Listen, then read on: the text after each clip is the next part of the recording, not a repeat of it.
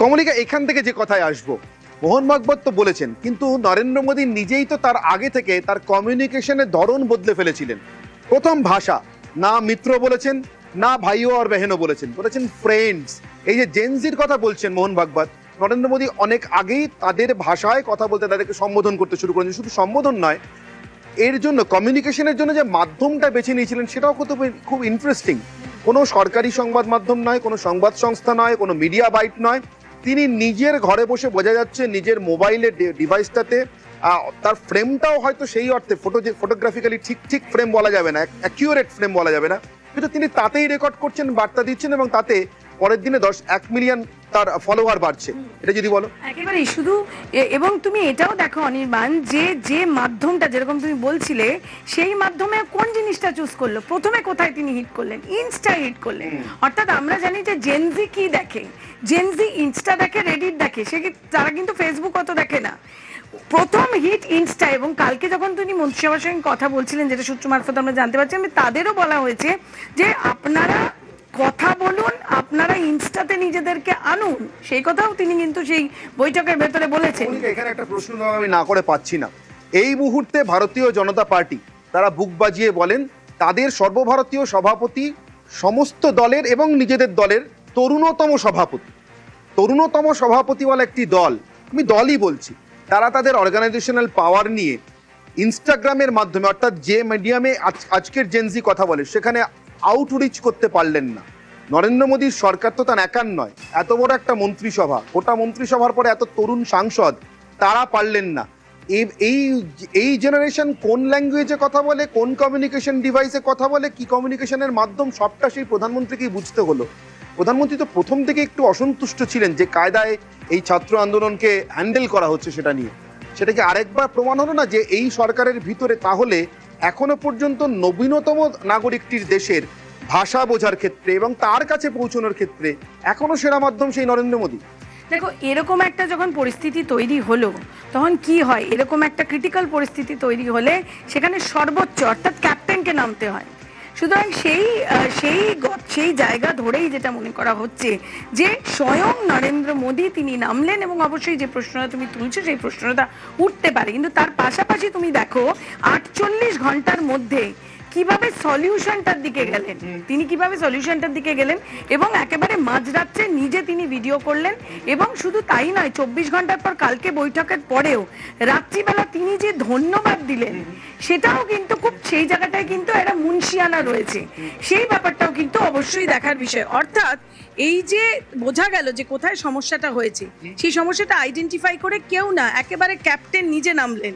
কিভাবে নামলেন, একেবারে যেরকম ভাবে জেনজি ফরম্যাট আর কি, একেবারে ক্যাজুয়ালি। নামাটা যদি আরেকবার দেখাই কমলিকা, যদি একটু ফিরে যাই, ধর্মেন্দ্র প্রধানের ইস্তফা হয়ে গিয়েছে, এটা এখন বাস্তবতা। দুপুর 3টের সময় আর মিনিট 22 মতো বাকি আছে। সরকারের 3টে দাবি মেনে নিয়ে আন্দোলনকারীদের সঙ্গে আরেকবার বসার কথা। 2টো দাবি কালকেই তারা মেনে নিচ্ছেন বলে জানিয়েছিলেন। আন্দোলনকারীরা বলেছিলেন ধর্মেন্দ্র প্রধানের ইস্তফার দাবিটা কিন্তু নন নিগোশিয়েবল, অর্থাৎ এই দাবিটাতে তারা আপোষ করতে পারবেন না, এটা মানতেই হবে। সেটাও তাদের সঙ্গে আন্দোলনকারীদের সঙ্গে পরবর্তী বৈঠকে বসার 24 ঘন্টার একটা ডেডলাইন ছিল, তার অন্তত আধ ঘন্টা বা 40 মিনিট আগে সরকার মেনে নিলেন, ধর্মেন্দ্র প্রধান ইস্তফা দিয়ে দিলেন। কিন্তু how the ball started rolling, কিভাবে বল প্রথম গড়াতে শুরু করলো, একটা ভিডিও প্রধানমন্ত্রী পোস্ট করলেন, ফ্রেন্ডস সম্বোধন করলেন, এরকম একটা আবহে যখন ধরে নিচ্ছিল বিভিন্ন বিদেশি শক্তি নরেন্দ্র মোদীর সরকারকে বোধহয় যথেষ্ট অজনপ্রিয় করে দেওয়া গেছে, একটা ভিডিও পোস্টের পরে এক্স স্যান্ডেলে লাফিয়ে নরেন্দ্র মোদীর ফলোয়ার সংখ্যা বাড়লো 1 মিলিয়ন, মানে 10 লাখ। কি ছিল সেই ভিডিওতে, কি ভাষা, কি ভঙ্গি, আসুন আরেকবার দেখে নিই।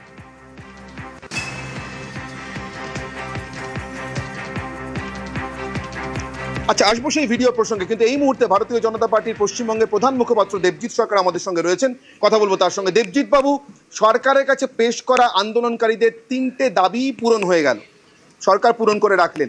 3টের পরে আজকের যে বৈঠক, তারপরে আর এই আন্দোলনের কোনো যথার্থ থাকবে না, প্রয়োজন থাকবে না বলে মনে করছেন? আন্দোলন আগে খুব একটা প্রয়োজনীয় ছিল বলে আমি মনে করছি না, এবং আন্দোলনকারী হিসেবে যারা সামনে এসে দাঁড়াচ্ছিলেন, যাদের মুখ এগিয়ে আসছিল, যাদের স্লোগান আমরা শুনছিলাম, ভারতের টুকরো হোঙ্গে ইনশাল্লাহ ইনশাল্লাহ, কাশ্মীর মাঙ্গে আজাদি, আর यही रहेंगे রাম লাল্লা আপ গলি গলি মে रहेंगे আল্লাহ না, এরকম একটা কিছু শুনছিলাম। এর সঙ্গে আশা করি নাইনটির কোনো সম্পর্ক নেই।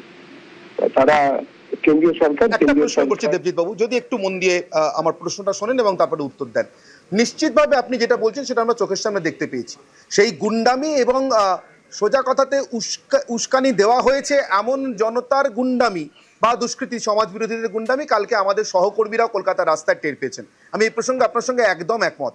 কিন্তু যারা পরীক্ষা দেন, যারা পরীক্ষা দেবেন, যারা এবার পরীক্ষা দেওয়ার প্রস্তুতি নিয়েছিলেন, এমন যে একেবারে সাধারণ ছাত্রছাত্রী, কি ঘটে যখন বিদেশি শক্তির খেলা চলে তখন একেবারে সাধারণের ক্ষোভটাকেই পুঁজি করা হয় আর নামিয়ে দেওয়া হয় সমাজ বিরোধীদের, যেটা বাংলাদেশে, নেপালে আমরা দেখেছি, শ্রীলঙ্কায় দেখেছি।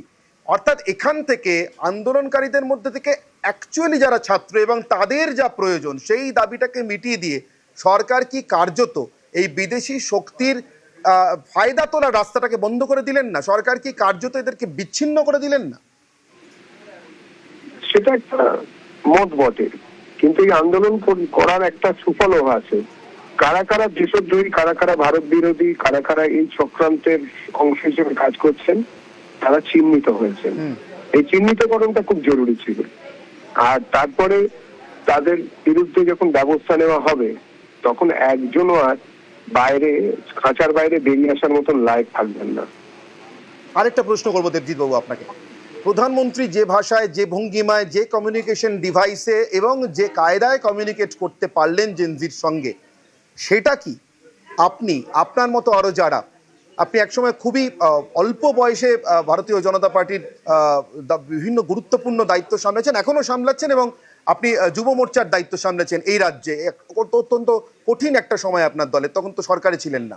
সেই জায়গা থেকে আপনার কি মনে হয় প্রধানমন্ত্রী একই সঙ্গে আপনাদের জন্যও একটা শিক্ষণীয় পাঠ রাখলেন, কিভাবে জেনজিকে কমিউনিকেট করতে হয়, কিভাবে যদি তারা কোনো ভুল ভুলাইয়া ঢুকে পড়েও থাকে সেখান থেকে তাদের বের করে আনতে হয়? এই মুহূর্তে এই গ্রহের সব থেকে জনপ্রিয়তম রাজনৈতিক নেতৃত্ব হচ্ছেন শ্রী নরেন্দ্র দাস দামোদর দাস মোদীজি, ভারতের যশস্বী প্রধানমন্ত্রী। এ বিষয়ে কোনো সন্দেহ নেই।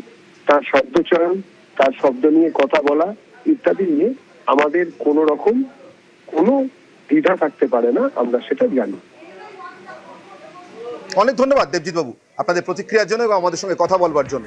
আমি আরো একবার পিসিআরকে বলবো, যেখান থেকে সবকিছু বদলে যেতে শুরু করলো, সব চক্রান্ত ব্যর্থ হওয়ার দিকে গড়াতে শুরু করলো এবং অবশেষে আজকে এসে অবশ্যই সবুজ আলো দেখা যাচ্ছে, এটুকু আমরা বলতেই পারি।